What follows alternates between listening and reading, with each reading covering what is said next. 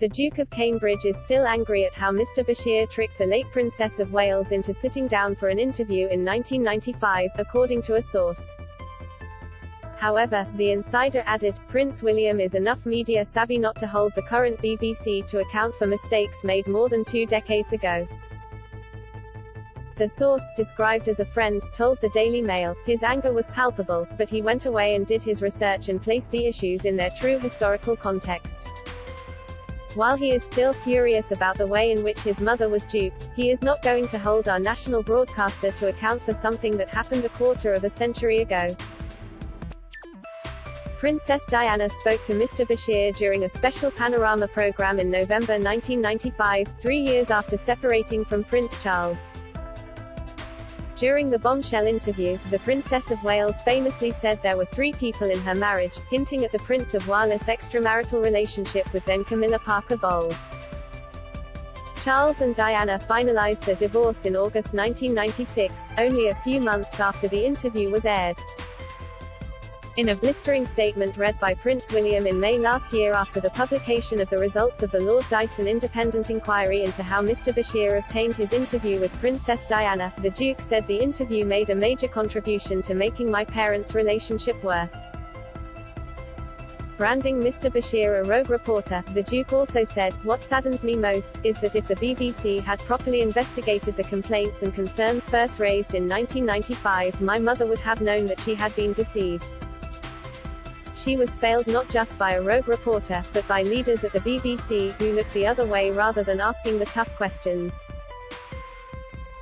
Read more. Meghan Markle hoped to reconcile with Kate for children to bond. The Dyson inquiry found that Mr Bashir breached BBC rules by mocking up fake bank statements.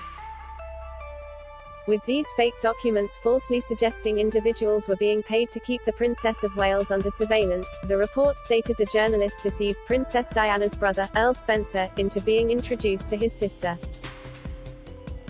Mr Bashir said creating false documents was a stupid thing to do and regretted it, but had no bearing on Diana's decision to be interviewed.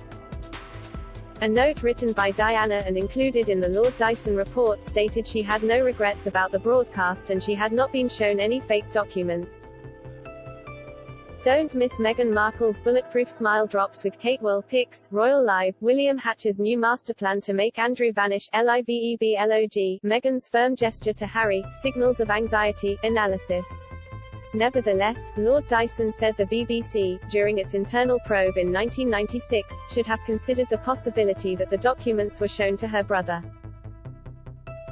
Prince William said that, in his view, the deceitful way the interview was obtained substantially influenced what my mother said in response to Mr Bashir.